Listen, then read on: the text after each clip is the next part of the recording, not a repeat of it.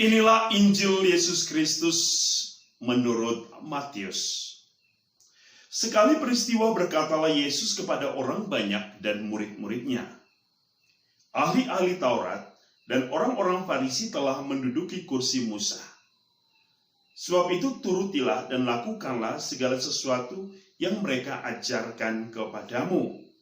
Tetapi janganlah kamu turuti perbuatan mereka, karena mereka mengajarkan tetapi tidak melakukannya. Mereka mengingat-ingat beban orang, lalu meletakkannya di atas bahu orang. Tetapi mereka sendiri tidak mau menyentuhnya. Semua pekerjaan yang mereka lakukan hanya dimaksud supaya dilihat orang. Mereka memakai tali sembayang yang lebar dan jumbai yang panjang. Mereka suka duduk di tempat terhormat dalam perjamuan dan di tempat terdepan di rumah ibadat. Mereka suka menerima penghormatan di pasar dan suka dipanggil rabi. Tetapi kamu, janganlah suka disebut rabi, karena hanya satulah rabimu, dan kamu semua adalah saudara. Dan janganlah kamu menyebut siapapun bapa di bumi ini, karena hanya satulah Bapamu, yaitu Dia yang di surga. Janganlah pula kamu disebut pemimpin, karena hanya satu pemimpinmu, yaitu Kristus. Siapapun yang terbesar di antara kamu, hendaklah ia menjadi pelayanmu. Barang siapa meninggikan diri akan direndahkan, dan barang siapa merendahkan diri akan ditinggikan. Demikianlah Injil Tuhan. Saudara-saudari santapan jiwaku, dalam masa Prapaskah ini ada satu panggilan yang sangat penting, panggilan yang sangat urgen untuk merenungkan sengsara, wafat, dan kebangkitan Kristus, untuk merenungkan Paskal misteri Allah di dalam karya keselamatan kita, yaitu panggilan pertobatan. Panggilan pertobatan adalah satu hal yang urgensi, karena hanya pertobatan yang membawa orang kepada keselamatan. Tetapi untuk sampai kepada pertobatan, kita harus melalui satu proses. Proses untuk mengenal diri kita, proses untuk mengenal diri Allah, dan proses untuk bagaimana kita berjalan mencapai pertobatan itu melalui suatu kekuatan iman. Dan salah satu hal yang terpenting dari proses pertobatan adalah menyadari akan kekurangan, kelemahan dalam diri kita, seraya kita menyadari bahwa ada kekuatan yang memampukan kita untuk mengalami kekudusan, mengalami pertobatan, yaitu kekuatan Allah sendiri.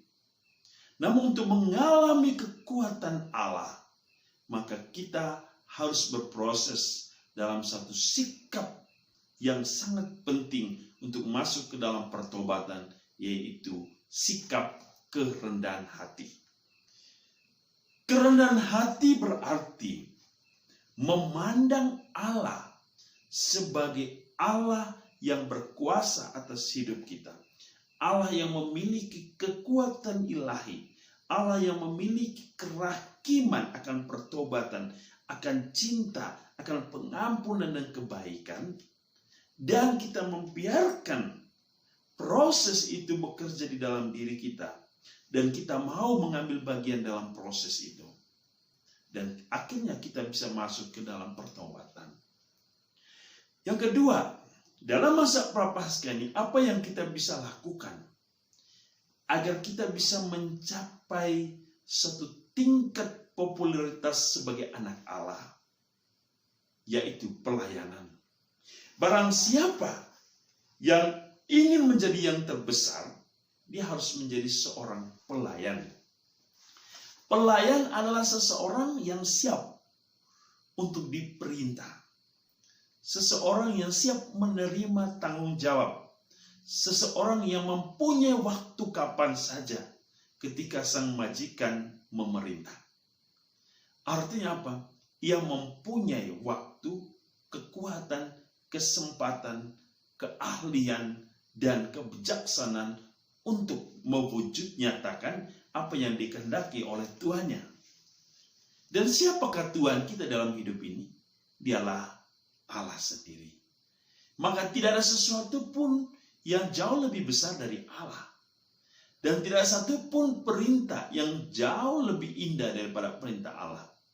Maka saudara-saudari, menjadi murid Kristus berarti mengarahkan hidup kita selalu kepada Allah dan kehendaknya.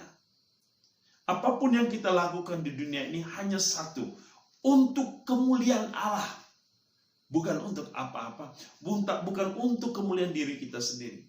Bukan untuk penghormatan diri kita sendiri. Bukan untuk popularitas diri kita sendiri. Tapi satu hal yang penting adalah untuk kemuliaan Allah. Pelayanan yang Anda lakukan di mana saja.